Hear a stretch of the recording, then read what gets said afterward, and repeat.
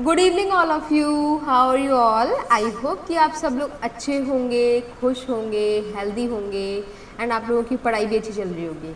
तो सारे के सारे लोग नोट्स लिख रहे हैं ना, मतलब नोट्स बना रहे हैं ना, उनको अपनी नोटबुक में लिख रहे हो ना।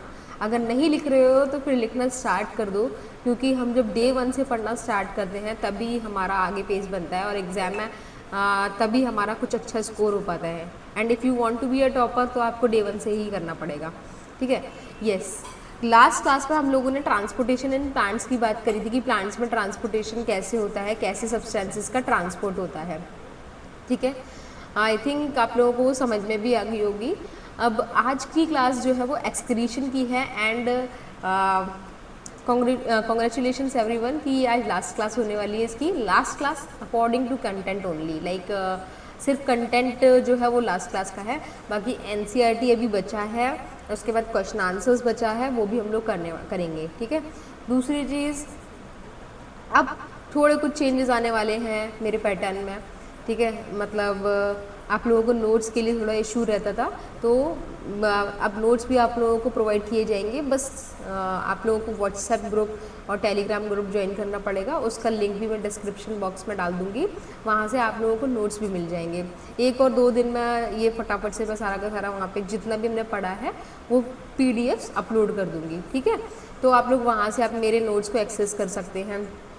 और दूसरी चीज़, अभी 9th का 11th 12th ऑल्दो इसमें नहीं होना चाहिए, बट हाँ अगर आपके भाई बहन वगैरह हैं तो अभी थोड़े आप लोगों को पता है कि सिलेबस में चेंजेस आ रहे हैं, और जब चेंजेस आ रहे हैं तो उसी के अकॉर्डिंग मैं लेटेस्ट कंटेंट के अकॉर्डिंग उनके क्लासेस प्रिपेयर करने वाली हूँ। तो लाइव क्लासेस भी आएंगी आने वाले टाइम में, और आपका कंट्रोल एंड कोऑर्डिनेशन स्टार्ट होगा इसके बाद में, ठीक है। आई होप कि आप लोगों को ये सब चीज़ें समझ में आ रही होंगी। दूसरी चीज़ अगर हम बात करते हैं तो इसमें अभी ये चैप्टर कब तक कंप्लीट नहीं होगा जब तक हम इसको एनसीईआरटी से नहीं पढ़ लेंगे और जब तक हम इसके सारे क्वेश्चन आंसर्स नहीं कर लेंगे, ठीक है। हम 2 मार्क्स वाले क्वेश्चन, 3 मार्क्स वाले क्वेश्चन, 5 मार्क्स वाले question and according to their priorities also, ठीक है, कि क्या आपका पहला प्रायोरिटी रहना चाहिए, क्या आपका नया प्रायोरिटी रहना चाहिए। मतलब पहला प्रायोरिटी का मतलब है कि आपको जिस पर ज़्यादा से ज़्यादा ध्यान देना है। फिर दूसरा, चलो ठीक है, ध्यान तो सारी चीज़ों पर देना है, पर प्रायोरिटी इसलिए बन जाती है कि हाँ इसको स्किप नहीं कर सकते आप बिल्कुल भी, ये प्रायोरिटी बन जाती है, ठीक है।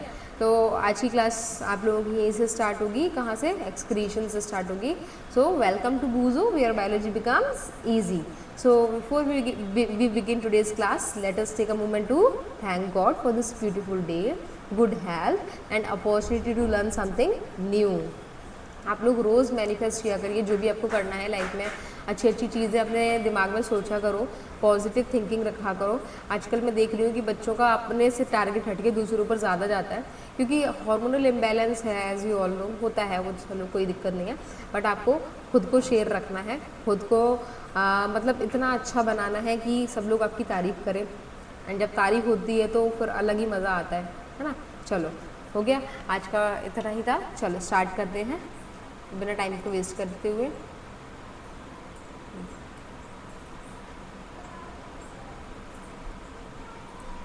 फाइन, इसी क्लास में एक्सक्रीशन इन प्लांट्स भी होगा और इसी क्लास में एक्सक्रीशन इन ह्यूमंस होगा, क्योंकि प्लांट्स का excretion it is just of 1 slide, ठीक है, समझ आ गया। So without wasting a time let's go, let's start our class. Fine, so excretion in humans की अगर हम बात करते हैं कि ह्यूमंस में एक्सक्रीशन कैसे होता है, अगर एक्सक्रीशन की आप लोग बात करते हो तो सिंपली एक्सक्रीशन का मतलब क्या है कि removal of toxic substances, removal of toxic substances. ये रिमूवल ऑफ टॉक्सिक सब्सटेंसेस का मतलब है जैसे आपकी बॉडी में इतनी सारे मेटाबॉलिक एक्टिविटीज़ होती हैं, तो याद हो तो आपको फर्स्ट क्लास में मैंने आपको मेटाबॉलिज्म पढ़ाया था, राइट। तो वो मेटाबॉलिज्म में जब इतनी सारी एक्टिविटीज़ आपकी बॉडी में होती हैं, जब इतनी सारी एक्टिविटीज़ होती हैं आपकी बॉडी में, तो कुछ ना कुछ तो वेस्ट प्रोडक्ट्स रिलीज़ होंगे ही, है ना। तो कुछ ना कुछ वेस्ट प्रोडक्ट्स जब रिलीज़ होंगे तो फिर उनका निकलना भी ज़रूरी है। अगर वो सारे वेस्ट प्रोडक्ट्स आपकी बॉडी से रिमूव नहीं होते हैं तो आपकी बॉडी में क्या हो जाएगी, टॉक्सिसिटी हो जाएगी, और उस टॉक्सिसिटी से फिर आपकी बॉडी में क्या होंगी, बहुत सारी प्रॉब्लम्स होंगी। जब इतने सारे प्रॉब्लम्स होंगे तो इट कैन बी फैटल, यानी कि आपकी डेथ कॉज कर सकते हैं, या फिर अगर फैटल भी नहीं होगा तो आपको इतना सीवियर कंडीशन में पहुंचा देगा कि आपको फिर मतलब लगेगा कि यार इससे अच्छा तो ये सारी प्रॉब्लम्स को ना होती मैं पहले ही ध्यान दे लेता, पहले ही ये सारी चीज़ें कर लेता, है ना, तो वो काश वाला सिस्टम रह जाता है ना। बट हो भगवान करे कि कभी भी किसी को ऐसा ना हो, इसीलिए अपनी बॉडी का बहुत ख्याल रखा करो। चलो ठीक है, अभी एक्सक्रीशन में जब हम बात करेंगे तो एक्सक्रीटरी सिस्टम पढ़ेंगे, क्योंकि हम लोगों ने शुरू से ही देखा है न्यूट्रिशन के लिए हमने पूरा एक डाइजेस्टिव सिस्टम देखा था, रेस्पिरेशन के लिए हमने रेस्पिरेटरी सिस्टम देखा था, ट्रांसपोर्टेशन के लिए ट्रांसपोर्ट सिस्टम या सर्कुलेटरी सिस्टम देखा था। सो एक्सक्रीशन कैसे पीछे रह सकता है, सबका अपना अपना वैल्यू है, तो इसमें भी एक्सक्रीटरी सिस्टम हम लोग देखेंगे। As you can see on your screen there is excretory system, ठीक है, किडनीज़ हैं आपका पूरा पूरा और नेफ्रॉन यहाँ पे दिखाया हुआ है। तो इसके बारे में हम लोग पढ़ने वाले हैं, बहुत एक्साइटिंग होने वाला है ना, मज़ा आने वाला है। चलो स्टार्ट करते हैं। चलो हाँ जी, तो पहला स्टार्ट करेंगे यहाँ से। तो एक्सक्रीशन की अगर मैं बात करती हूँ, वही सारी चीज़ें कि ये टॉक्सिक वेस्ट प्रोडक्ट्स का रिमूवल है, सिंपल, ठीक है। लास्ट अगर आपको याद हो तो हमने न्यूट्रिशन वाली क्लास में इजेशन पढ़ा था, है ना। तो इजेशन और एक्सक्रीशन में फ़र्क होता है, ठीक है। आप लोग मुझे वो डिफरेंस बताएंगे कि इजेशन में और एक्सक्रीशन में क्या डिफरेंस है, ठीक है। You have to tell me what is the difference between ejection and excretion in the comment box, fine. चलो जब भी आप इस क्लास को देखें तो उस चीज़ को बताएं, आंसर करें, ठीक है। चलो नेक्स्ट, ओके। तो अगर हम बात करते हैं कि जितनी भी लिविंग बींग्स हैं, चाहे वो प्लांट हो चाहे वो एनिमल हो, ठीक है, continuously perform life processes like respiration, photosynthesis, digestion and many more. तो जितने भी एनिमल्स हैं यानी कि लिविंग बींग्स हैं, प्लांट्स हैं, ये सब के सब अपने बॉडी में, इनकी बॉडी में एक्टिविटीज़ होते रहते हैं, कुछ ना कुछ एक्टिविटी होते रहते हैं। That those activities are known as metabolic activities. तो ये सारे मेटाबॉलिक एक्टिविटीज़ होते रहते हैं, रेस्पिरेशन, फोटोसिंथेसिस, डाइजेशन, ये सब होता रहता है। जब इतनी सारी चीज़ें होती रहती हैं तो फिर क्या होगा, एक सेकेंड,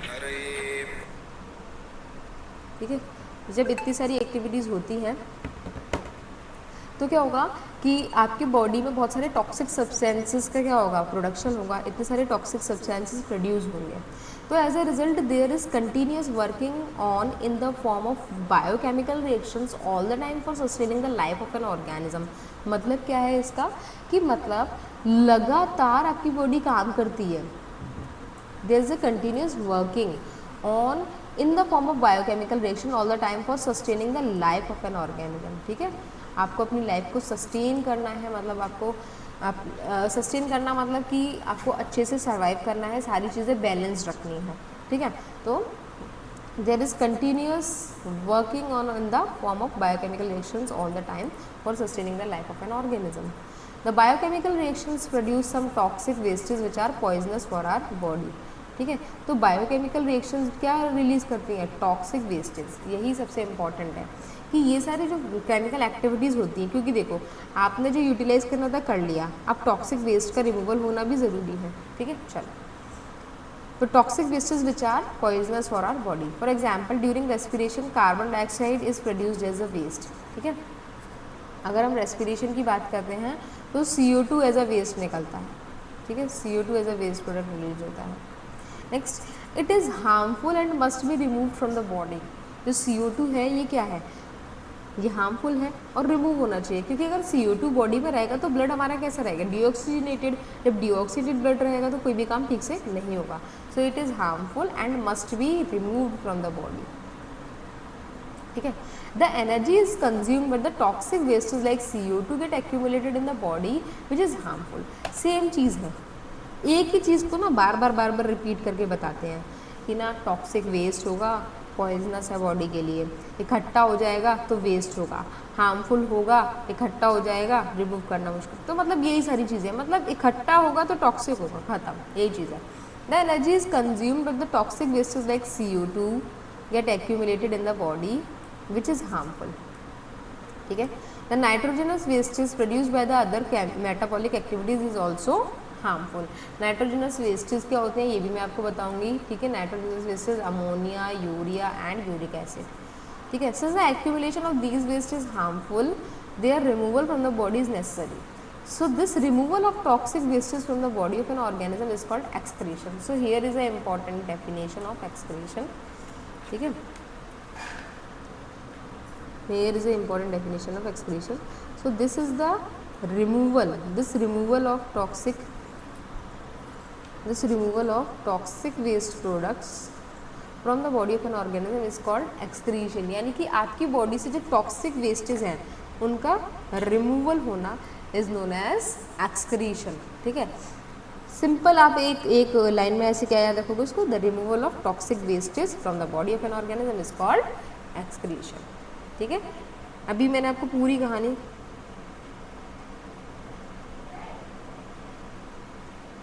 ठीक है, अभी मैंने आपको पूरी कहानी किसके लिए बताई है, पूरी कहानी टॉक्सिक वेस्टेज के बारे में बताई है, टॉक्सिक वेस्ट. ठीक है, तो उसका रिमूवल होना भी ज़रूरी है, ये भी हम लोगों ने पढ़ा. तो in simple words you can remember this, the removal of toxic wastage from the body of an organism is called excretion. मैं चाहती हूँ कि आप ये जो डेफिनेशंस होती हैं आप इनको यहीं के यहीं याद करके जाओ. जब आप इनको यहीं के यहीं याद करके जाओगे तो लाइक आपको बेसिक चीज़ें पता है. जब आपको बेसिक चीज़ें पता है तो आपका कॉन्फिडेंस बूस्ट होता है. ठीक है, चलो, excretion takes place in plants as well as in animals. ठीक है, एक्सक्रीशन कहाँ होता है, प्लांट्स में भी होता है और एनिमल्स में भी होता है. Animals produce more wastage in comparison to plants. Animal ज़्यादा प्रोड्यूस करते, भाई खुद ही सोचो ना आप, एनिमल के पास अलग अलग सिस्टम्स हैं बट प्लांट्स के पास तो कोई सिस्टम नहीं. प्लांट तो एक ही बॉडी है, तो ऑब्वियस है कि वो कम वेस्ट निकालेगा और एनिमल ज़्यादा वेस्ट निकालेंगे. ये तो बहुत ऑब्वियस है ना, खुद सोचा करो. जैसे अगर आपके सामने कोई क्वेश्चन आता है तो आप उस चीज़ का क्या करो, उस चीज़ का बेसिक बॉडी सोचो कि वो कैसा है, वो कॉम्प्लेक्स है, सिंपल है, मोर कॉम्प्लेक्स है, कॉम्प्लिकेटेड है, कैसा है. जब आप उसके बारे में सोचोगे तो आपको आंसर्स खुद ही मिल जाएंगे. अगर ये मैंने अभी नहीं पढ़ाया आपको, मान लो, और ये गलती से क्वेश्चन में आ गया कि ईदर एनिमल और plants which produce more wastage, ठीक है, तो आप किसको चूज़ करोगे, पता नहीं, कुछ प्लांट को भी चूज़ कर सकते हैं. लेकिन अगर नहीं पता तो क्या करोगे आप उस कंडीशन में, आप उस कंडीशन में एनिमल्स के बारे में सोचोगे कि एनिमल्स क्या क्या करते हैं और प्लांट्स क्या क्या करते हैं, आपको आंसर खुद ही मिल जाएगा. ठीक है, चलो, एक्सक्रीशन इन एनिमल्स की बात करते हैं. तो different animals have different living environments. अब एनिमल्स में भी सिर्फ, मैंने ये नहीं बोला कि सिर्फ ह्यूमंस आएंगे, एनिमल्स में बहुत सारे टाइप के ऑर्गेनिजम्स आते हैं. तो उनका अलग अलग एनवायरनमेंट में मतलब अलग अलग एनवायरनमेंट है, वो अलग अलग जगह रहते हैं. They have different foods, habits and metabolic activities. उनकी अलग अलग फूड हैबिट्स होती हैं, फूड्स, हाँ ठीक है, उनके अलग अलग फूड, वो अलग अलग फूड पे फीड करते हैं, अलग अलग हैबिट्स होते हैं, अलग अलग मेटाबॉलिक एक्टिविटीज़ होती हैं. So the mechanism of excretion in living organisms are also based on these habits. मतलब क्या है कि क्या क्या एक्सक्रीट होगा ये उनके हैबिट्स पे भी डिपेंड करता है. एक चीज़ मैं आपको बताऊं, जब कोई ऑर्गेनिज्म बहुत हेल्दी खाता है, बहुत अच्छा खाता है, तो जो उसका स्टूल है यानी कि जो पॉटी है, पॉटी में से इतनी गंदी स्मेल नहीं आएगी. लेकिन अगर कोई ऐसे इतना जंक फूड और ये सब खाता है ना, उसके स्टूल में से स्मेल आएगा ही आएगा, बहुत गंदा स्मेल आएगा. स्मेल तो देखो दोनों साइड, दोनों में ही आएगा, बट ज़्यादा कम, ये इसका मैग्नीट्यूड, ये मेजरमेंट थोड़ा सा, यानी कि जो वेरिएशंस हैं वो देखने को मिलेंगे आपको. अगर नहीं है तो आप एक बार ऐसे ना एक बार करके देखना इसको, ठीक है, आप एक बार एक्सपेरिमेंट करके देखना. आप एक दिन खाना प्रॉपर एकदम फ्रूट्स एंड रोटी सब्जी बस, ठीक है, और दूसरे दिन जब आप कुछ ये ऐसा वैसा खा के आओ तब आप देखना. ये क्या है, ये सारे एक्सपेरिमेंट्स जो करे जाते हैं, ठीक है, ये एक्सपेरिमेंट्स करे जाते हैं. तो इससे क्या पता चलता है, इनसे हैबिट्स पता चलती हैं ऑर्गेनिजम्स की कि वो कैसा है. फॉर एग्जाम्पल एक चीज़ ये भी है, जब आप, मैंने बोला मैंने 10 बच्चे हैं, ठीक है, और 10 बच्चों को बोला कि बेटा सिलेक्ट योर बुक, मतलब अभी मैं अब उनको लाइब्रेरी लेकर, ओके एक सेकेंड, ठीक है, मैं यहाँ कर देती हूँ. ठीक है, अभी क्या हुआ कि मैंने 10 बच्चे लिए, 10 बच्चों को बोला और मैं उनको लाइब्रेरी लेके गई. मैंने उनको बोला कि बेटा आपका जो मन है, आपका जो इच्छा है, आप वो बुक निकालिए और पढ़िए. आप पता है कि वो क्या पढ़ेंगे, वो पढ़ेंगे जो उनके माइंड में चलता है, वो चीज़ें निकालेंगे. वो कोई निकालेगा कॉमिक्स, कोई निकालेगा हॉरर, कोई निकालेगा लाइक डिस्कवरीज, है ना, इस तरह की चीज़ें वो क्या करेंगे, इस तरह की बुक्स को वो प्रेफर करेंगे. डेट मीन्स उनका माइंड, यानी कि जो उनका ब्रेन है, उनके ब्रेन में कैसा हम बोल सकते हैं कैसी एक्टिविटीज़ चलती हैं, कैसे थॉट प्रोसेस है, वो उससे आपको ये पता लगा सकते हो. ठीक है। आज मैंने स्कूल मतलब बच्चों को दिया था ये टास्क करने के लिए कि बेटा आपके पास ये हैं इतनी सारी बुक्स हैं, आप कोई भी चूज़ कर लीजिए, ठीक है। तो इस तरह से आप क्या कर सकते हो, चूज़ कर सकते हो। और अगर आप चूज़ करोगे तो आपको हैबिट्स पता चलेंगी। ऐसे लाइक एक जनरल साइकोलॉजी है। सोचो आप अभी से साइकोलॉजिस्ट बन जाओगे, अभी से आपको इतना समझ आने लगेगा कि हाँ ये हैबिट्स ऐसे ऐसे पहचान सकते हैं अन्य इंसानों की ना, कितना इंटरेस्टिंग है। चलो बाकी आपके ऊपर डिपेंड करता है ना।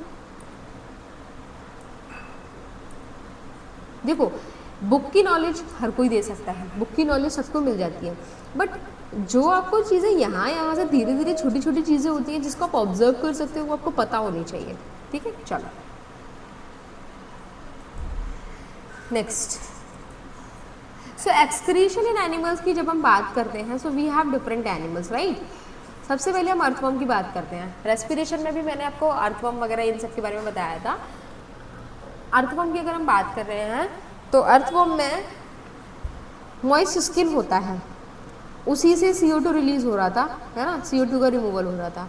ऐसे ही अर्थवर्म में मॉइस्ट स्किन CO2 का रिमूवल करवाता है। अब सिर्फ यही वेस्ट थोड़ी है, but nitrogenous wastage are also there. अब ये नाइट्रोजनस वेस्ट बार बार आ रहा है, तो मैं चलो नाइट्रोजनस वेस्ट आपको बता देती हूँ। सी लुक एट हियर,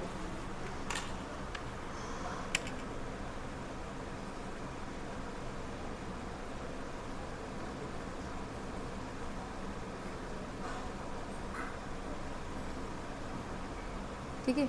अगर हम नाइट्रोजनस की वेस्ट की बात करते हैं, नाइट्रोजनस वेस्ट मतलब जिसमें नाइट्रोजन होगा, जिसमें क्या होगा, नाइट्रोजन होगा। एक तरह से हम ये बोल सकते हैं nitrogen containing wastage, nitrogen containing wastage बोल सकते हैं, ठीक है। अब ये आपके 3 तरह के होते हैं, याद रखना, बहुत इंपॉर्टेंट है ये भी क्वेश्चन आता है आपका। अमोनिया, यूरिया, यूरिक एसिड, ठीक है। तो ये जो नाइट्रोजनस वेस्टेज है, इसमें सबसे ज़्यादा खतरनाक होता है ये वाला, ये बहुत हार्मफुल है, हार्मफुल, बहुत टॉक्सिक है। टॉक्सिक के आगे मैं ऐसे लगा देती हूँ, इसका मतलब होता है मोर, ठीक है। ये मॉडरेट है, इसकी टॉक्सिसिटी हम, ये कितना टॉक्सिक है, इसको मैं रख देती हूँ लाइक ना तो ज़्यादा ना कम, इतना कर सकते हैं ऐसे, ठीक है। अभी ये लेस टॉक्सिक है, ये लेस टॉक्सिक है मतलब थोड़ा सा कम, ऐसे बोल सकते हैं, ठीक है। अब देखो ध्यान से सुनना, अमोनिया, जो ऑर्गेनिजम्स अमोनिया रिलीज करते हैं they are known as ammonotelic, उनको बोलते हैं हम अमोनोटैलिक। और जो ऑर्गेनिजम्स यूरिया रिलीज करते हैं उनको बोलते हैं यूरियोटैलिक। और जो ऑर्गेनिजम्स यूरिक एसिड रिलीज करते हैं उसको बोलते हैं यूरिकोटैलिक, ठीक है। अब नाम से ही है, टैलिक टैलिक टैलिक कर दिया है, ठीक है,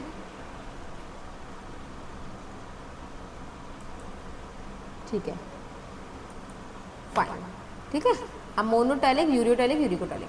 अमोनिया इतना हार्मफुल है इसीलिए इसको वाटर चाहिए इसके रिमूवल के लिए, required water for its removal, it requires water for its removal.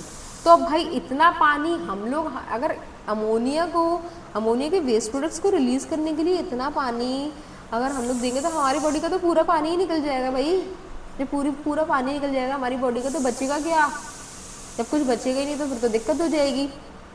इसीलिए ये अमोनिया रिलीज करने वाले एक्वेटिक ऑर्गेनिजम्स होते हैं।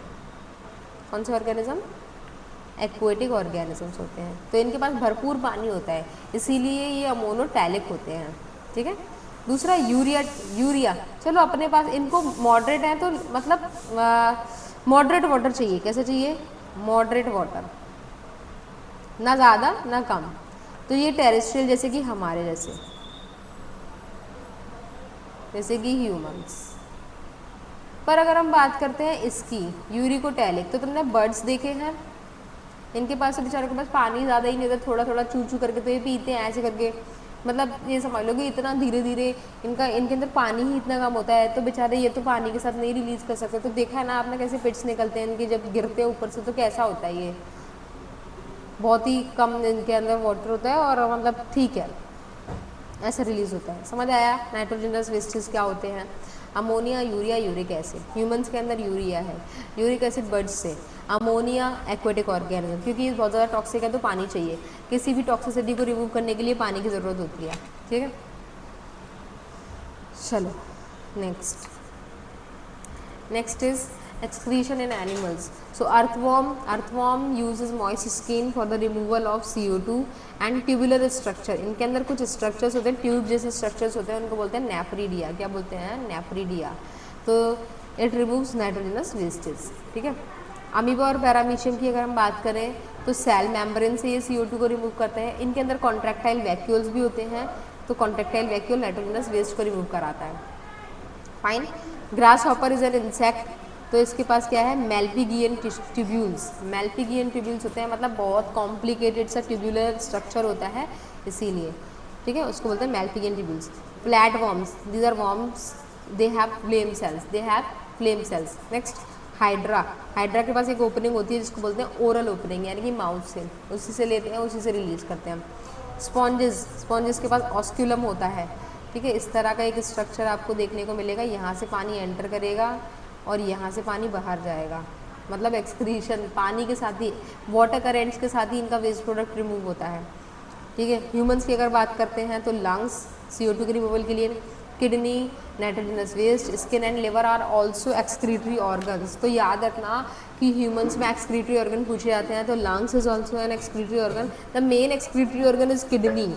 ठीक है, क्योंकि वो नाइट्रोजनस वेस्ट को रिमूव करने के लिए आ रहा है, but skin and liver are also considered as वो एक्सक्रीटरी ऑर्गन्स। ठीक है, next excretion in human beings. So now let's start excretion in human beings. Human beings में क्या क्या एक्सक्रीट होता है? तो अभी अभी मैंने आपको CO2 का रिमूवल बताया लंग्स के थ्रू। ठीक है,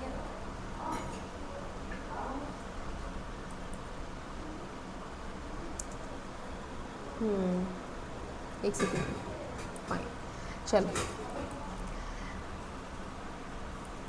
okay. So human body produces CO2 as a waste product during the oxidation of food. तो जब फूड का ऑक्सीडेशन होता है तो CO2 रिलीज होता है, ये आप लोग जानते हैं। तो ये CO2 is a waste product और not? CO2 is a waste product. And the incomplete digestion of protein results in decomposition of protein in the liver in the form of urea. जब प्रोटीन्स का incomplete digestion होता है तो वो urea release करते हैं, liver के अंदर जाके होता है। ठीक है, next CO2 and urea are the major wastage produced by humans. तो अगर आपसे पूछे कौन से मेजर वेस्टेज हैं तो CO2 एंड यूरिया। अभी अभी हमने यूरिया की बात करी थी। यूरिया का अगर फॉर्मूला देखें तो NH2CO NH2। ठीक है, so to get rid of these waste materials as their accumulation in the body is poisonous that harms us, the human body has some other organs for the removal of wastes from the body. ठीक है, तो देखो जो main जो है वो कौन से हैं? CO2 एंड यूरिया है। ठीक है, मेन CO2 और यूरिया है। ठीक है, अब इतना सारा अलग अलग वेस्टेज होता रहता है और वो पॉइजनस भी होता है, तो हमारी बॉडी के पास क्या है? डिफरेंट सम अदर ऑर्गन्स हैं, मतलब डिफरेंट ऑर्गन्स हैं रिमूवल के लिए। ठीक है, CO2 को कौन रिमूव करेगा, यूरिया को कौन रिमूव करेगा? तो we have different organs for the removal of different excretory products. Liver, skin, lungs and kidney are the excretory organs of humans. Important line जो भी मैंने रेड से मार्क करी है, those are the important lines. Okay, so lung as an excretory organ, the lungs remove the respiratory waste of carbon dioxide. Are lungs excrete carbon dioxide when we breathe. ठीक है, obviously जब हम सांस लेते हैं तो O2 इनटेक करते हैं, CO2 रिलीज करते हैं। स्किन, जितने भी एक्सेस सॉल्ट्स होते हैं, यूरिया होता है, वाटर होता है, are expelled as sweat. Sweating होती है, तो स्वेटिंग इज नॉट बैड, ये अच्छा है। ठीक है, कि आपकी बॉडी से जितना भी ये सॉल्ट्स हैं, यूरिया है, वो एक तरीके से इधर से रिलीज हो रहे हैं, निकल रहे हैं आपकी बॉडी से through the sweat glands. Sweat glands कहाँ मिलती हैं? आपके स्किन पर मिलती हैं। ठीक है, छोटे छोटे पोर्स होते हैं, पोर्स के बगल में, पोर्स से ही एक छोटा सा ऐसे छोटा सा पाइप सा होता है, बहुत छोटा सा होता है, उधर से आपके ये रिलीज होते रहते हैं। ठीक है। Liver is the largest gland in human body, it removes the toxins like bile pigments and urea, important. ठीक है। Next, a pair of kidneys are the main excretory organ of the human body. The excretory system is also called renal और urinary system, this is also very important. कभी आपसे question में बोल दिया कि renal system बनाइए या urinary system बनाइए या एक्सप्लेन करिए, तो आप तो कंफ्यूज हो जाओगे। किडनी का मतलब ही रीनल है, जैसे लंग्स का मतलब पल्मोनरी है, ऐसे ही किडनी का मतलब रीनल है। क्योंकि देखो ये ना इनके अलग अलग मतलब टर्म्स दे रखे हैं, किडनी रीनल, ठीक है, लिवर हेपेटिक, लंग्स पल्मोनरी, तो ये आपको अगर जितना अच्छे से याद कर लोगे तो आप कनेक्टिविटी उतनी अच्छे से बना पाओगे। ठीक है। The human urinary system consist of the following main organs, हमारे सिस्टम में 4 मेन ऑर्गन है, अ pair of kidneys, a pair of ureters, urinary bladder and urethra. ठीक है, चारों के नाम आपको याद रखने हैं। ठीक है, चारों के नाम आपको अच्छे से याद रखने हैं, अ pair of kidneys, a pair of ureters, urinary bladder and urethra. चलो मैं आपको एक बार दिखा दूँ ज़रा थोड़ा सा डायग्राम। ठीक है, ये देखो, ये आपका एनसीईआरटी का डायग्राम है।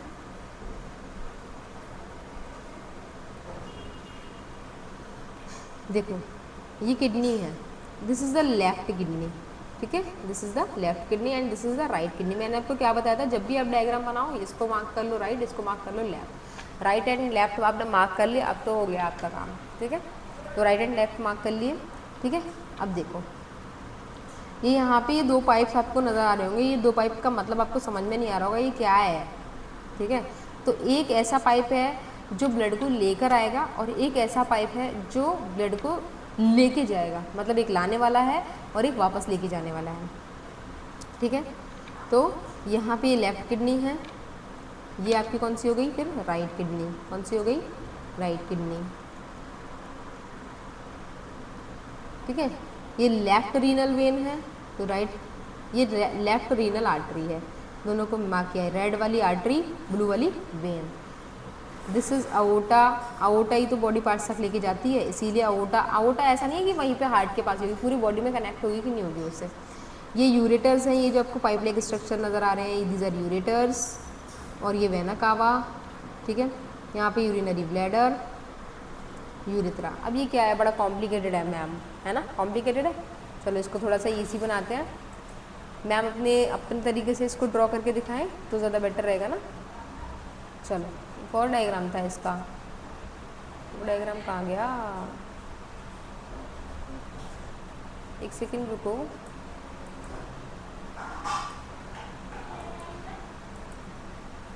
स्पेशल डायग्राम,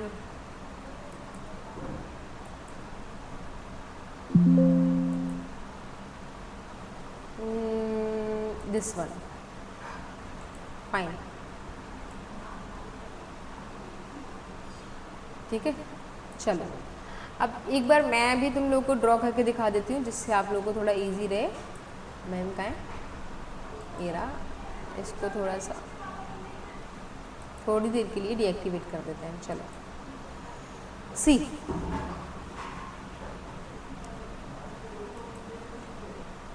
ओके, देखो सबसे पहले आपको क्या बनाना है, एक चीज़ आपको और दिख रही होगी कि एक किडनी थोड़ी सी ऊपर, एक किडनी थोड़ी सी नीचे, इसका भी रीज़न अभी मैं बताऊंगी आपको।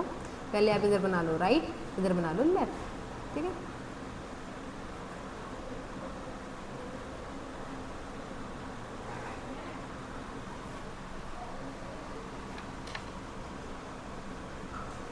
अरे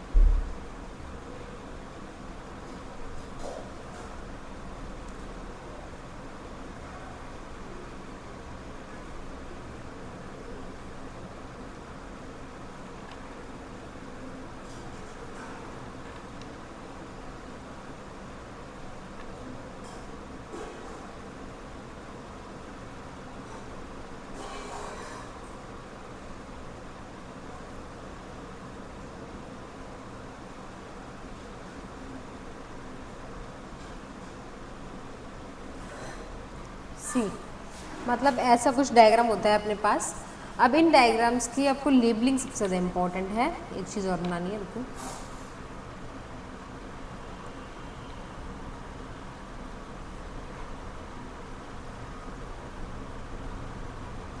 ठीक है, see this is the left kidney and this is the right kidney. इसमें तो कोई दिक्कत नहीं है। तो आपके पास जो पेयर है वो दो, मतलब आपके पास एक पेयर है किडनी का, यानी कि दो किडनी है, तो राइट किडनी लेफ्ट किडनी। फिर यहाँ से जो ये पाइप निकल रहा है दिस इज़ द यूरेटर, ये भी पेयर है क्योंकि ये भी आपके पास दो हैं, 1 2। आफ्टर दिस यहाँ पे एक यूरिनरी ब्लैडर है जिसमें यूरिन स्टोर होगा। ठीक है, ये एक ही होता है, ये कितना है, ये ओनली 1 है। और यहाँ पे क्या है, ये क्या है, यूरेथ्रा, ये क्या है, यूरेथ्रा। ठीक है, अब ये किडनी में ये चार चीज़ें तो इम्पॉर्टेंट है, इम्पॉर्टेंट इम्पॉर्टेंट है, बट एक सेकेंड। ठीक है, अब ये किडनी में ये चार चीज़ें तो इम्पॉर्टेंट इम्पॉर्टेंट इम्पॉर्टेंट है, बट अब ये मैंने जो रेड ब्लू ये क्या बनाया है, तो देखो यहाँ पे होता क्या है कि ये यहाँ पे ये जो है ना, इस तरह से यहाँ पे बहुत सारा, मतलब बहुत सारा कॉम्प्लिकेटेड चीज़ होती है। तो यहाँ पे रीनल आर्टरी है, ये क्या है, रीनल आर्टरी है। ठीक है, और ये ब्लू वाली जो है वो रीनल वेन है, वो क्या है, रीनल वेन है। ठीक है, रीनल वेन है। अब होगा क्या, ये जो रीनल आर्टरी है, ये आर्टरी ब्लड लेकर आएगी किडनी के पास, बट ये ब्लड कैसा होगा, यहाँ लिख देती हूँ, यहाँ लिख देती हूँ, ये ब्लड ऑक्सीजनेटेड ब्लड होगा लेकिन इम्प्योर होगा, लेकिन इम्प्योर होगा।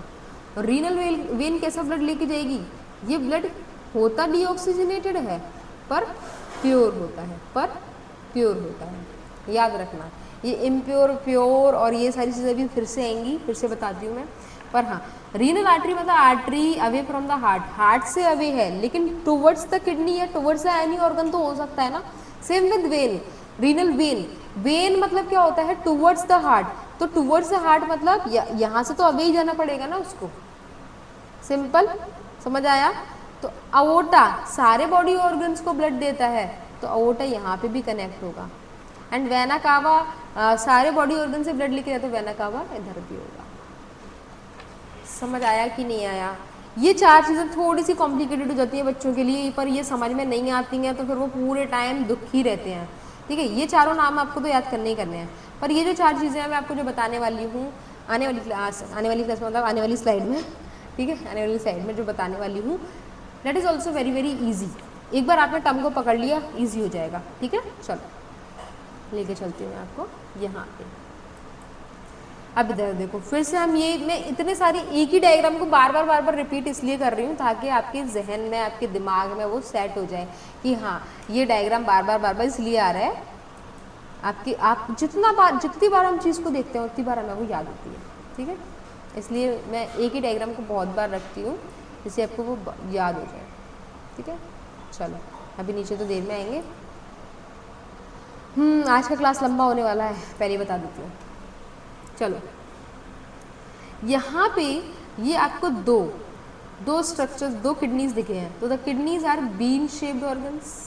अगर आपको दिख रहा हो तो एक राजमा जैसा स्ट्रक्चर नज़र आ रहा है, कैसा स्ट्रक्चर है, राजमा जैसा स्ट्रक्चर नज़र आ रहा है आप लोगों को, कैसा स्ट्रक्चर है, राजमा, कैसा है, राजमा जैसा है।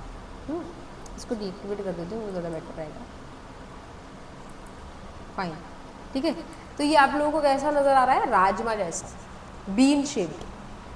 ये कहाँ प्रेजेंट होते हैं, लोकेशन भी बहुत ज़रूरी है। कभी कभी मतलब हमें लगता है आगे प्रेजेंट है, पीछे प्रेजेंट है, कहाँ है पता ही नहीं चल रहा है।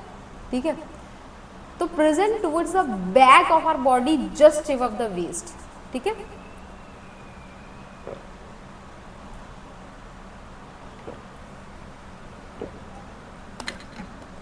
वेस्ट से थोड़ा सा ऊपर और आपके बॉडी के बैक में यानी कि पीछे की साइड प्रेजेंट होते हैं। दूसरा, the left kidney is slightly, the left kidney is slightly, okay, what is happening, fine, fine fine, हाँ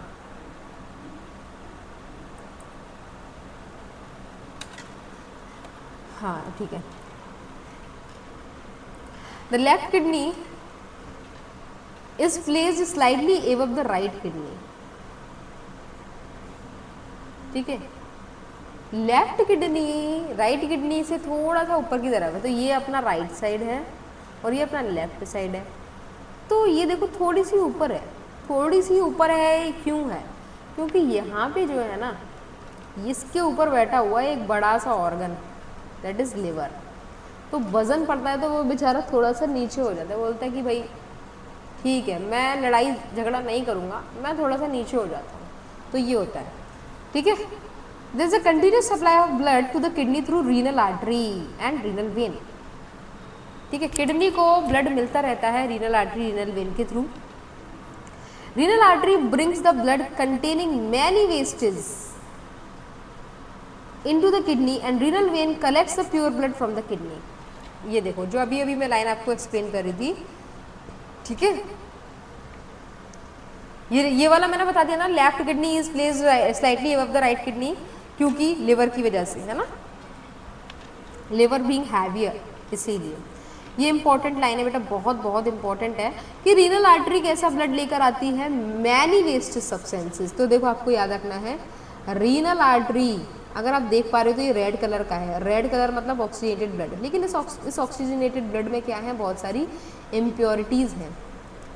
ये मत सोचना कि इसके पास ऑक्सीजनेटेड और डीऑक्सीजनेटेड ब्लड, नो, यहाँ पे इम्प्योर और प्योर ब्लड होता है, और oxygenated deoxygenated both are different and impure. Like oxygenated deoxygenated ये एक कैटेगरी है, इम्प्योर और प्योर है ये एक कैटेगरी है। तो किडनी में इम्प्योर और प्योर का काम होता है, और ऑक्सीजनेटेड डीऑक्सीजनेटेड ब्लड ये जो है आपके हार्ट में होता है, हार्ट के अंदर इसका काम है। रीनल वेन की अगर आप बात करते हैं, वेन है ना, तो ये डीऑक्सीजनेटेड ब्लड, कैसा ब्लड लेके जाती है, collects the pure blood, simple सी बात है, प्योर ब्लड लेके जाता है। इन दोनों पे तो ध्यान ही मत दो आप, इस पे ध्यान दो, ये इम्प्योर ये प्योर, अगर इतना याद रख लिया। क्योंकि देखो किडनी के पास गंदा खून आएगा तभी तो वो उसको साफ बनाएगी, जिसमें वेस्ट होंगे वेस्ट को ही तो रिमूव करना है। तो रीनल आर्टरी इम्प्योरिटीज लेकर आ रही है, रीनल वेन प्योरिटीज लेके जा रही है, खत्म। The kidney cleans the blood bye filtering it. The function of kidney is to remove the poisonous substances such as urea, other wastes, salts and excess water from the blood and excrete them in the form of a yellowish liquid called urine. आपका urine yellowish होता है, ठीक है। Ureters are small tubes, अभी अभी हमने देखे थे छोटे छोटे ट्यूब्स हैं, ये रहे, carry urine to the urinary bladder, and urinary bladder is a bag which stores urine till the time it is disposed by urination. तब तक इसको स्टोर करके रखता है जब तक यूरिनेशन के थ्रू ये जो है यूरिन बाहर नहीं आ जाता। Urethra is a duct that transmits urine from the urinary bladder through the excretory system of the body by urination. Simple सी बात है, किडनी में आएगा ब्लड आया, फिल्टर हुआ, फिल्टर होने के बाद यूरेटर के थ्रू जो भी इम्प्योरिटीज है वो जाएंगी एज ए यूरिन, वो यहाँ पे जाके कलेक्ट हो जाएंगी यूरिनरी ब्लैडर में, कलेक्ट होने के बाद यूरेथ्रा के थ्रू रिमूव हो जाएंगी, पास ऑन हो जाएंगी। क्लियर है? चलो आई थिंक इतना क्लियर हो गया होगा आप लोगों को, है ना। चलो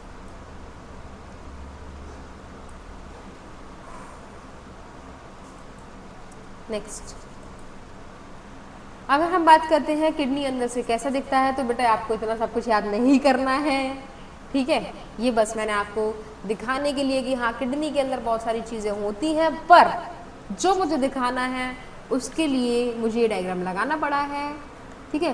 क्योंकि किडनी जो है वो ब्लड को फिल्टर करता है, बट उसके पास एक यूनिट होती है उसकी हेल्प से।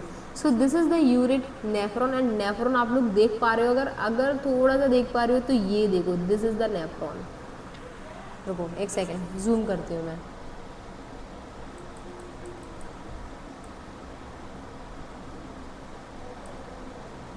थोड़ा और करें,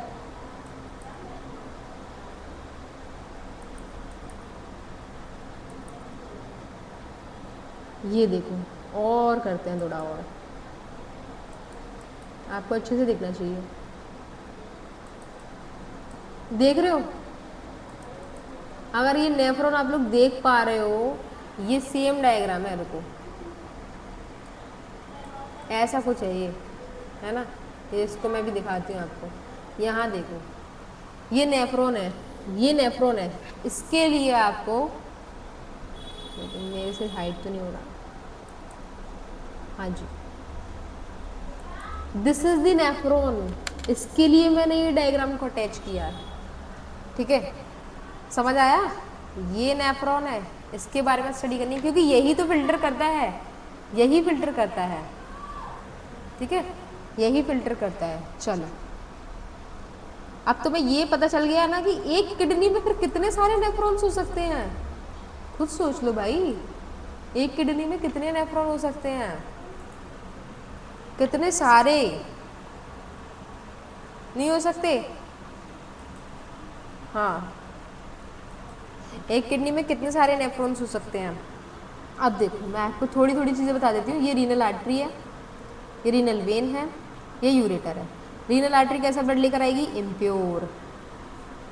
रीनल वेन कैसा ब्लड लेके जाएगी, प्योर, ठीक है, आया, ये गंदा ब्लड आया, गंदा ब्लड आया, गंदा ब्लड आया, इसको मिला नेफ्रॉन को, नेफ्रॉन को, नेफ्रॉन को मिलने के बाद ये ब्लू वाली लेकर गई, लेकर गई, लेकर गई, प्योर करके लेकर गई, और जो भी बचा उसको वेस्ट प्रोडक्ट कहाँ गया, यूरेटर में गया। दिस इज, आई होप कि आप लोगों को ये सब बहुत अच्छा लग रहा हो। मज़ा आ रहा है कि नहीं आ रहा है, मज़ा आना चाहिए बस, पढ़ाई हो तो मज़ेदार हो, वरना ना हो। चलो, अब आ जाते हैं एकदम खतरनाक से डायग्राम पे, ठीक है। अब ये तुम लोग को लग रहा होगा थोड़ा सा कॉम्प्लिकेटेड, चलो इसके बगल में ये इसका थोड़ा सा इजी वर्जन बनाया जाए,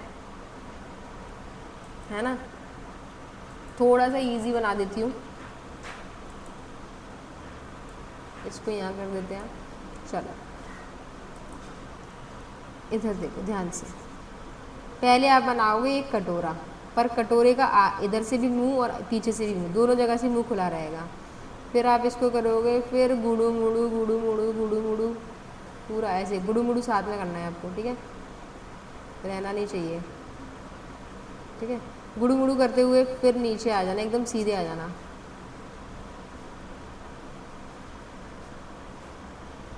ठीक है, सीधे आ गए, फिर ऊपर जाना, सीधे जाना, रुकना नहीं है कहीं पे, ठीक है, कोई रोके तो भी नहीं रुकना है, ठीक है। अब उसके बाद में फिर थोड़ा सा गुड़ू मुड़ू कर लेना, गुड़ू मुड़ू कर लिया, ये आ गए गुड़ू मुड़ू करके, ठीक है।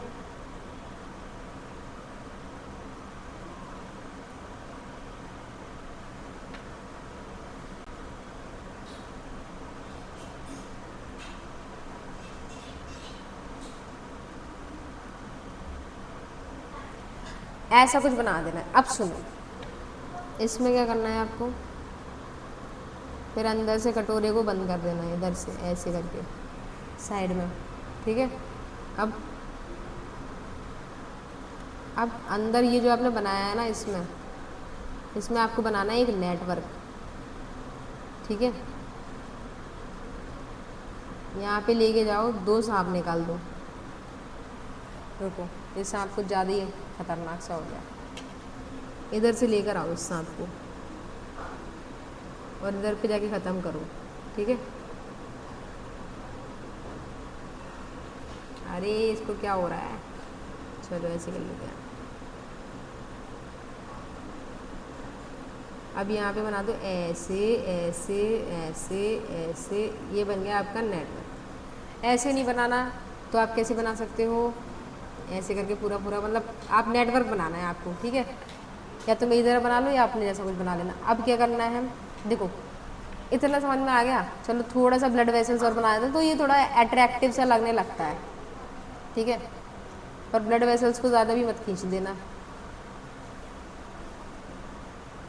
इधर आए इधर आए इधर आए इधर, ठीक है।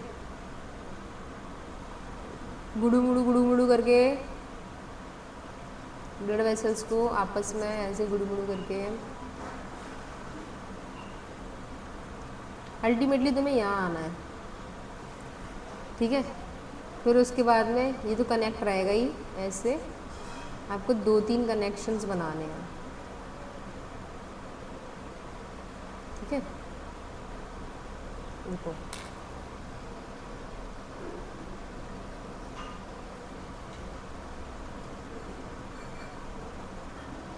ये बन गए कनेक्शंस, यहाँ से बच रहे थे ना हम।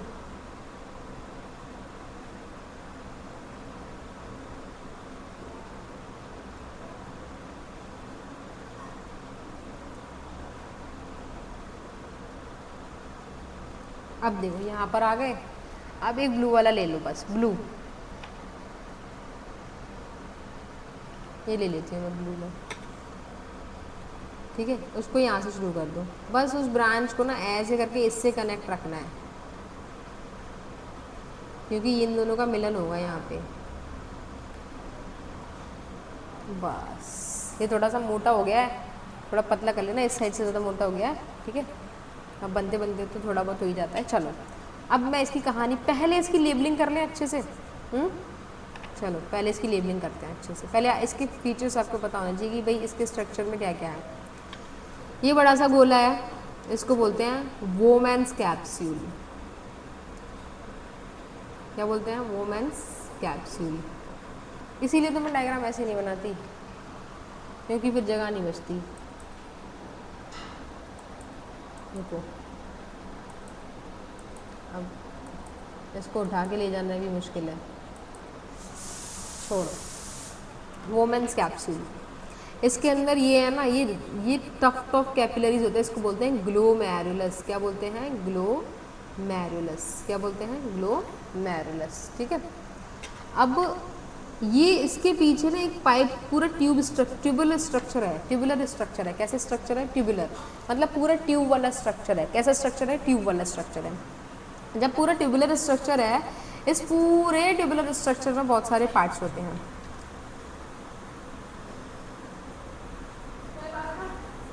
ठीक है। इसको बोलेंगे डक्ट, ठीक है। तो ये पास में है तो इसीलिए इसको बोलेंगे प्रॉक्सिमल कॉन्वोल्यूटेड डक्ट, और वी कैन से PCT, ठीक है। और ये दूर है, P फॉर पास और D फॉर दूर, और यहाँ पे हो जाएगा डिस्टल। अब मैं CT की फुल फॉर्म नहीं लिख रही, कॉन्वोल्यूटेड ट्यूब्यूल यानी कि DCT। अब ये जो बीच में है ना पूरा का पूरा, इसको बोलते हैं लूप ऑफ हेनले। क्या बोलते हैं? मैं हट जाती हूँ, हटी हुई हूँ मैं तो पहले से ही। Loop of Henley. अब देखो जो चीज़ नीचे की तरफ आती है इसको क्या बोलते हैं? Descending.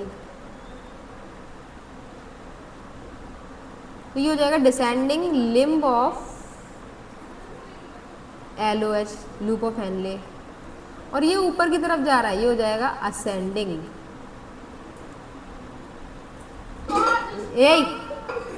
Limb of loop of Henley, ठीक है। And this is the collecting duct, this is the collecting duct, collecting duct, fine.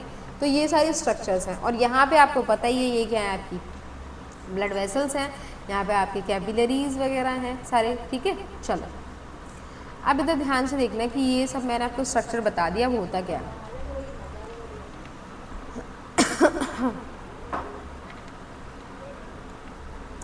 तो देखो कहानी शुरू होती है आपकी एफरेंट आर्टरियोल से। किससे शुरू होगी? एफरेंट आर्टरियोल से, ठीक है।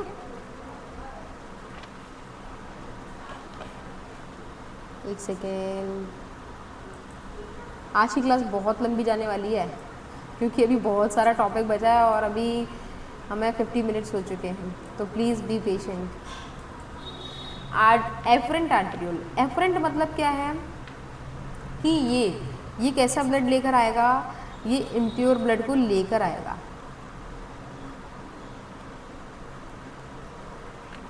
ठीक है।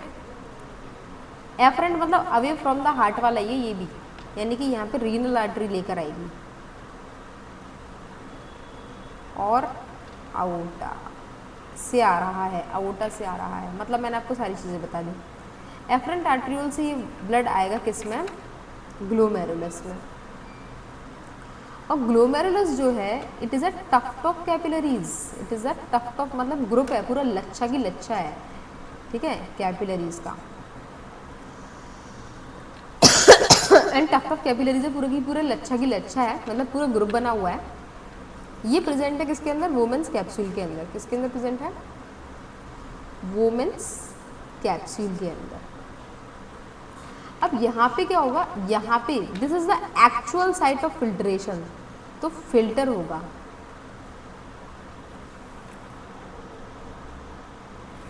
ब्लड फिल्टर्स, और we can say glomerular filtration, ठीक है। चलो after this we will have a tubular structure. अब उस ट्यूबुलर स्ट्रक्चर में बहुत सारी चीज़ें हैं, तो यहाँ पे दो चीज़ें होंगी, पहले होगा ट्यूबुलर रीएब्जॉर्प्शन देन सीक्रेशन।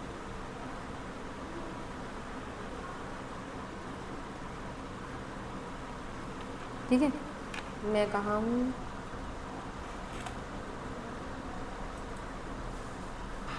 थोड़ी देर के लिए, चलो tubular reabsorption and then secretion. तो सबसे पहले अपने पास होता है पीसीटी, यानी कि proximal convoluted tubule, convoluted tubule, ठीक है। After this we have loop of Henle. यहाँ पे सबसे ज़्यादा ये क्या है, रीएब्जॉर्प्शन का साइट है। अभी दिखाऊंगी, एक और डायग्राम दिखाऊंगी। After this we have DCT, distal convoluted tubule,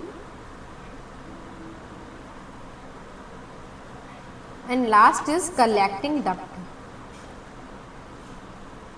जहाँ पे यूरिन क्या होगा, स्टोर हो जाएगा या ट्रांसपोर्ट हो जाएगा पूरा के पूरा, ठीक है। तो यहाँ पे इधर क्या हो जाएगा फिर, सीक्रेशन, रिलीज आउट, ठीक है। तो देखो आपके पास 3 बेसिक स्टेप होते हैं इसमें, कौन कौन से, glomerular filtration, after this reabsorption and secretion. अब ये रीएब्जॉर्प्शन किसका है, इसके बारे में भी बात करेंगे बेटा। चलो इतना क्लियर है या नहीं, चलो एक बार इसको देखो पहले। हाँ मैं कहाँ गई, मुझे अपने आप को ढूंढना पड़ता है बार बार भाई। चलो तो नेफ्रॉन क्या है, नेफ्रॉन के पास 2 स्ट्रक्चर्स होते हैं, मैल्पिगियन कॉर्पस्कल्स, मैल्पिगियन सेल्स, ठीक है, वुमेन्स, इसी की इन दोनों को मिलाकर ये मैल्पिगियन ट्यूब्यूल बनता है। एक क्वेश्चन ये भी आ जाता है कभी कभी, ठीक है। और यहाँ पे ट्यूबुलर स्ट्रक्चर रहेगा पूरा, Bowman's capsule, glomerulus, PCT, loop of Henle, distal convoluted tubule, ये हम पढ़ चुके हैं, ठीक है। चलो नेक्स्ट, उप्स,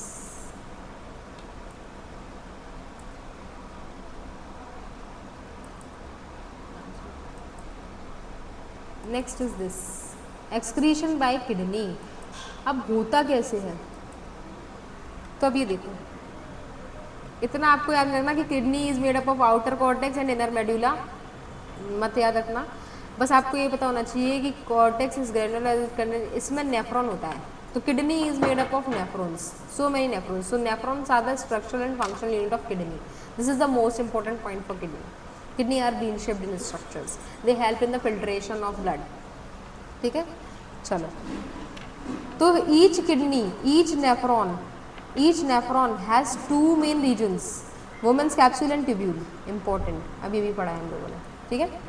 वुमेन्स कैप्सूल क्या होता है, ये कप शेप्ड स्ट्रक्चर होता है। कैसा होता है, cup shaped structure, present at the beginning of the tubule, this part of nephron can be seen in the cortex of the, इतना याद नहीं रखना है, बस इतना याद रखना है, Bowman's capsule is a cup shaped structure present at the beginning of the tubule, ठीक है। वो मैंने इसलिए लिखा है ताकि अगर किसी बच्चे को ज़्यादा इंटरेस्ट है तो, है ना। One end of the tubule is connected to woman's capsule and its another end is connected to the urine collecting duct of the kidney, that is the urine collecting duct कौन सी है? Collecting duct है वही, अभी भी बताइए मैंने।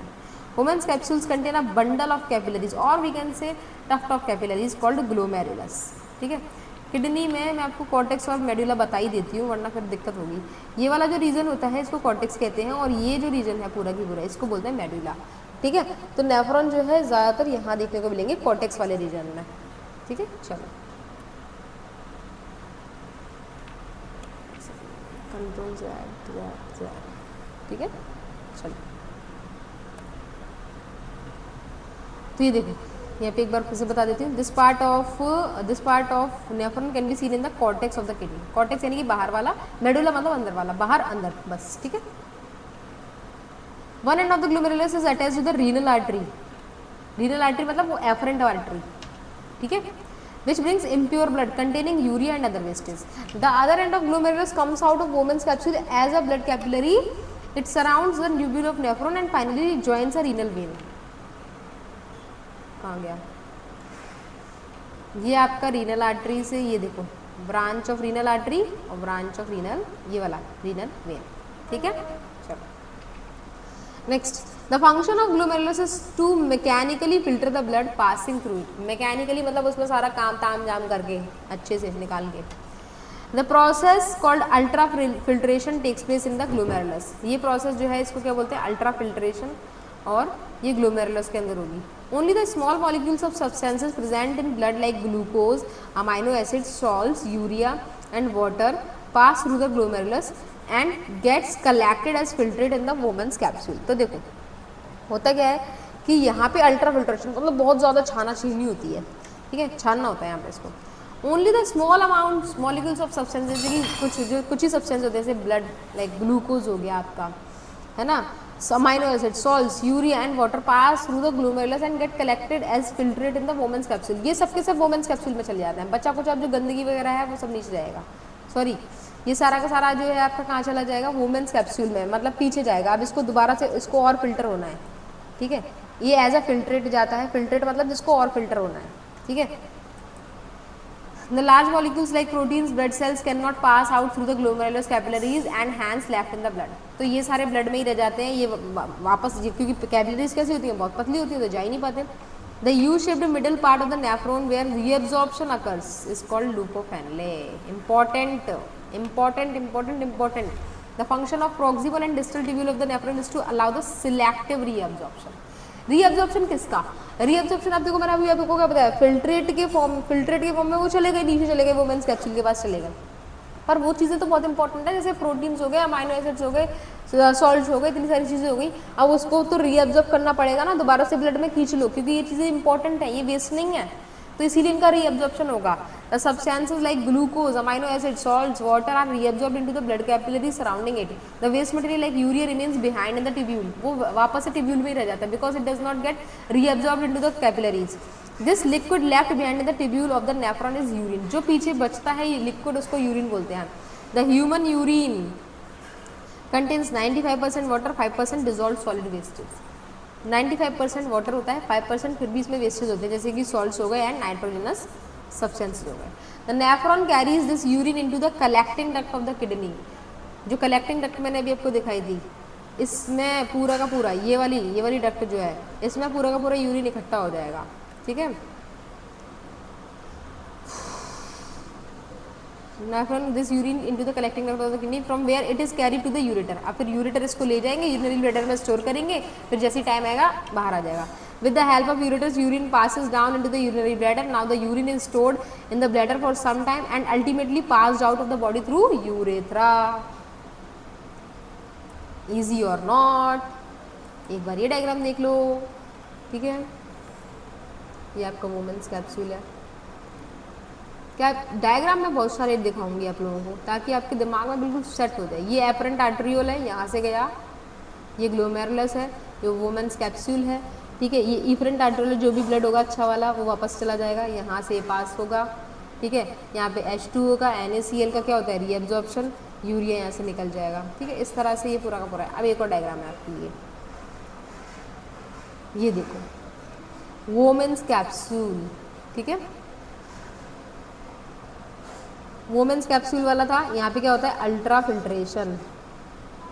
Proximal tubule selective reabsorption, यहाँ पर reabsorption and secretion salt gradient, फिर सिलेक्टिव रीअब्जॉर्प्शन, फिर रीअब्जॉर्प्शन। अरे ये तो बहुत कॉम्प्लिकेटेड हो गया तुम्हारे, सिंपल इतना याद रखना है। रीअब्जॉर्प्शन मोस्टली आपका लूपोफेनिले में होता है, सीक्रेशन आपका कलेक्टिंग डक्ट्स के थ्रू होता है, ठीक है। लास्ट फिर से एक और डायग्राम आ गया, इसमें सारे की सारी लेबलिंग्स हैं, इसमें सारी लेबलिंग्स हैं, ठीक है, सारी की सारी जितनी भी मैंने करी थी, एफरेंट, ईफरेंट, डिस्टल दूर वाला, प्रॉक्सिमल पास वाला, रीनल आर्टरी, रीनल वेन, ये देखो यहाँ पे लिखा भी है carries oxygenated blood, carries deoxygenated blood, depleted oxygen depleted या डीऑक्सीजनेटेड ब्लड सेम बात है, ठीक है। Next now functions of kidney, kidney का फंक्शन क्या है, remove toxic wastes like urea from the blood and thus clean the blood, control the water balance and mineral salt level। देखो water balance का भी तो काम करता है, क्योंकि रीअब्जॉर्प्शन अगर नहीं होगा तो वाटर और सॉल्ट्स का क्या नहीं होगा, बैलेंस ही नहीं मिल पाएगा, वो तो बाहर निकलता रह जाएगा, निकलता रह जाएगा through the process osmoregulation. This term is very very important. Regulate pH of blood, blood का pH 7.4, control blood pressure, blood pressure को भी कंट्रोल करता है। तो देखो अब यहाँ पे आ गए, ऑस्मोरेगुलेशन क्या है, it is defined as a process of control of water content and concentration of ions in the blood। मतलब इनको कंट्रोल करना, बैलेंस रखना एक तरीके से, और इसको कौन करता है, किडनी करता है। They regulate the amount of water in urine waste. इसके लिए एक हार्मोन भी होता है ADH, एंटी डायूरेटिक हार्मोन। क्या होता है, एंटी डायूरेटिक हार्मोन, ठीक है। अरे अरे अरे अरे, ठीक है।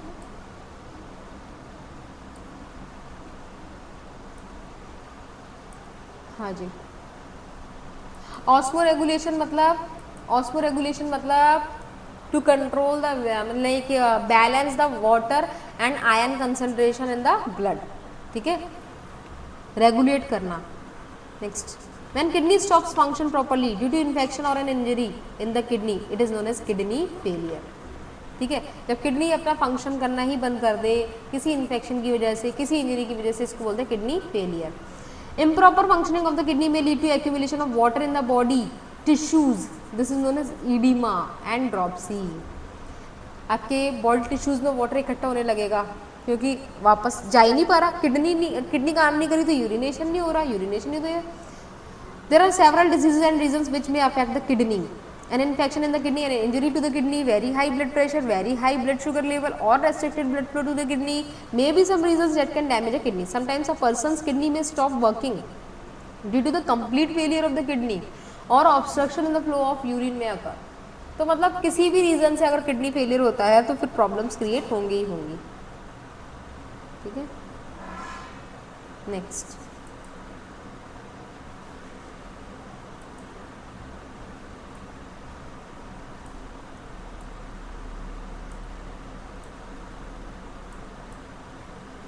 चलो, the urea and other waste products gets collected in the blood। ये सारी चीजें इकट्ठी होने लगेंगी ब्लड में। the excess accumulation of waste, water and waste may cause serious health problems if the patient is not given immediate treatment, ठीक है, बहुत सारी दिक्कत हो जाएंगी। Under such conditions of kidney failure the kidney transplant is the best option. अगर इतना ही ज़्यादा हो रहा है तो किडनी को ट्रांसप्लांट करवा लिया जाए, organ transplantation. The damage kidney, organ transplantation मतलब उसके अंदर किडनी को ट्रांसप्लांट कर देना, लगा देना, ठीक है। The damage kidney is replace with a healthy kidney donated bye a healthy person through surgery. अगर हेल्दी होगी तभी काम चलेगा, वरना नहीं चल पाएगा, ठीक है ना। The kidney can also be treated periodically on a kidney machine through. अगर नहीं ट्रांसप्लांट करवा पा रहे हैं, ट्रांसप्लांट नहीं हो पा रहा है, तो किडनी मशीन को यूज़ करके अपने डायलिसिस करवा लें, आर्टिफिशियल किडनी, और it is also known as haemodialysis, blood का डायलिसिस होना। The kidney machine is also known as artificial kidney और haemodialysis. A kidney machine is also a device to remove nitrogenous waste products from the blood through dialysis, ठीक है।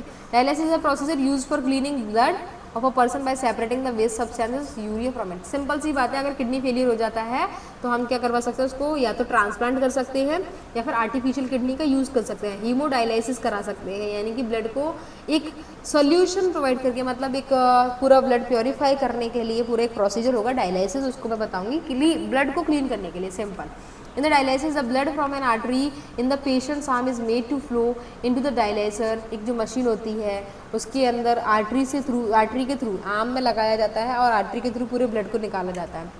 Dialysis machine is made up of long tubes of selectively permeable membrane which are coiled in a tank containing dialysing solution. अब इस solution में क्या होता है, इस solution में बहुत सारी चीज़ें होती हैं, जैसे कि वाटर हो गया, ग्लूकोज हो गया, सॉल्ट हो गया, in similar concentrations to those found in normal blood.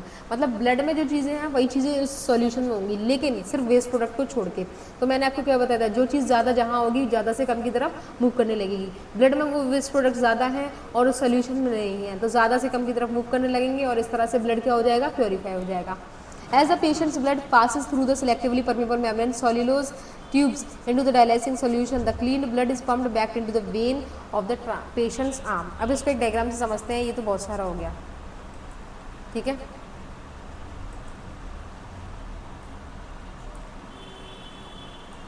इधर देखो, ये आर्टिफिशियल किडनी है। अब ये एक इंसान है, ठीक है, क्योंकि इसका ट्रांसप्लांट नहीं हुआ तो इसने कहा कि चलो ये डायलिसिस करा लेते हैं।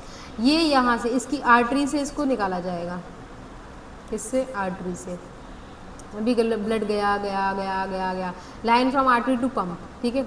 यहाँ पे ये पूरा का पूरा टैंक होता है, इसमें इस तरह के ट्यूब्यूल स्ट्रक्चर्स होते हैं।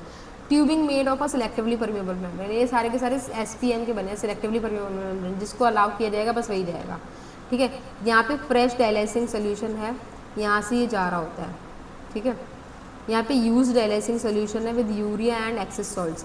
तब ये डायलाइसिंग सोल्यूशन जा रहा है और यहाँ पे ब्लड आ रहा है। इन दोनों के बीच का कंसंट्रेशन, यानी कि जो भी सब्सटेंसेस हैं उनमें डिफरेंसेस होंगे। जो डिफरेंसेस होंगे तो जो नाइट्रोजनस वेस्ट है वो इधर से इकट्ठे होते जाएंगे, इधर ये बाहर जाता जाएगा और फिर उसके बाद में प्योरीफाइड ब्लड जो है वेन के थ्रू फिर से ह्यूमन के अंदर, उस इंसान के अंदर ट्रांसपोर्ट कर दिया जाएगा। This is the excretion in humans, as we have discussed about neuron, excretory system, dialysis, artificial kidney, hemodialysis, ठीक है। आई होप कि आप लोगों को ये सारी चीज़ें क्लियर होंगी। Now we are moving for the excretion in plants and it is only of one slide. Excretion in plants देखो बहुत सारा, तो इस इमेज में ही आपको दिख जाएगा। Transpiration and gas exchange, waste accumulation in vacuoles, older tissue deposition, old xylem, gums, older leaves, gums, leaf, ठीक है। नेक्स्ट, तो देखो plants produce a number of waste products during their life process, ठीक है, प्रोड्यूस करते हैं। But the amount of waste product is low and the rate of production of waste is also slow. Waste production का जो rate है वो भी slow होता है और अमाउंट ऑफ वेस्ट भी लो होता है। तो the main waste products produce by plant are carbon dioxide and water vapour. तो आपको पता ही है, ड्यूरिंग रेस्पिरेशन, जब वो रेस्पिरेशन करेंगे तो CO2 निकालेंगे और वाटर वेपर, तो ये भी इनके लिए वेस्ट ही है। फोटोसिंथेसिस जब करेंगे तो ऑक्सीजन भी इनके लिए वेस्ट है, ठीक है। तो ये सारा ये वेस्ट प्रोडक्ट्स रिलीज करते हैं। अब ये कैसे पास ऑन होता है, कुछ प्लांट्स जो होते हैं जैसे कि गम्स, लेटेक्स, रेजिन्स, ये हमारे काम की चीज़ें पर उनके लिए वेस्ट है। कुछ प्लांट्स जो है वो एक्सक्रीट करते हैं वेस्ट को सॉइल के अंदर थ्रू देयर रूट्स। तो ये उनके अलग अलग तरीके हैं जो वो अपने वेस्ट को रिलीज़ करते हैं। कुछ लिक्विड्स के फॉर्म में निकालेंगे, कुछ अपने सॉइल्स के थ्रू, मतलब रूट्स के थ्रू सॉइल में रिलीज़ कर देंगे, कुछ CO2 एयर में, कुछ वाटर वेपर्स एयर में, ठीक है। So we can observe the following methods of excretion so get rid of their waste products in plants. सबसे पहले देखो, गैशियस मेथड होता है, सॉलिड मेथड होता है, लिक्विड मेथड होता है, ठीक है। तो गैशियस में आपको पता है CO2 और वाटर वेपर, ये स्टोमेटा के थ्रू या फिर आपके लेंटिसेल्स के थ्रू भी रिलीज हो सकते हैं, लेकिन वाटर वेपर तो स्टोमेटा के थ्रू ही होगा, है ना। गैस की अगर हम बात करें CO2, so it can be excrete with the help of lenticels. Solid rapids, एक सेकेंड, कहाँ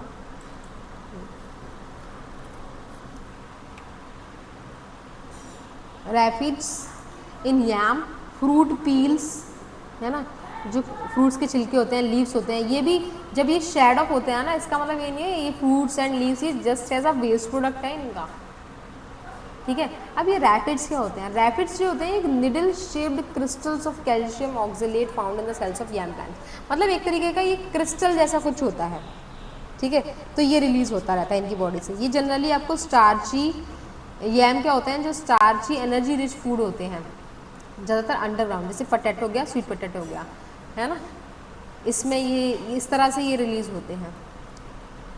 नेक्स्ट लिक्विड वेस्ट जैसे कि latex, gum, resins get stored in stems and leaves either fall down और शेड ऑफ। सिंपल सी बात है, plant अपना waste products को शेड करके, यानी कि लीव्स अगर उसकी शेड ऑफ हो रही हैं, टूट रही हैं, निकल रही हैं, फ्रूट्स निकल रहे हैं, ठीक है, और स्टोमेटा के थ्रू वाटर वेपर, ये CO2 रिलीज हो रहा है, वाटर वेपर रिलीज हो रहा है, तो ये सब क्या है, ये वेस्ट प्रोडक्ट है प्लांट का, हमारे लिए यूज़फुल होता है पर उसके लिए यह वेस्ट है, ठीक है। चलो, आई होप कि आप लोगों को अच्छा लगा होगा। So thank you everyone. Okay, now don't forget to like, share and subscribe, ठीक है। और भाई अगर आपको क्लासेस अच्छी लग रही हैं तो प्लीज़ प्लीज़ प्लीज़ फॉलो करिए, ठीक है। सारे लोग देखिए क्लासेस को अच्छे से। स्टे हेल्दी, ठीक है। सबसे पहले वो तो हेल्दी रहना सीखो, खाना पीना अच्छा खाना सीखो, मतलब बढ़िया एकदम बढ़िया खाया करो। जंक फूड हाँ कभी कभी चलता है, ठीक है, हेल्दी रहा करो। अब हेल्दी रहोगे तो दिमाग भी अच्छा रहेगा, दिमाग अच्छा रहेगा तो फिर पढ़ने का मन करेगा, पढ़ने का मन करेगा तो मार्क्स अच्छे आएंगे, मार्क्स अच्छे आएंगे तो सक्सेस मिलेगी, सक्सेस मिलेगी तो मार्क्स अच्छे आएंगे तो सक्सेस मिलेगी, ये किसने बोला, लेकिन मार्क्स अच्छे आते हैं तो कॉन्फिडेंस तो आता है ना, बस वही चाहिए, तभी तो सक्सेस आएगी। चलो ठीक है, बट हाँ पेरेंट्स को खुश करने के लिए मार्क्स अच्छे लाने पड़ते हैं, ठीक है। चलो stay tune and follow बूजो, okay, good night.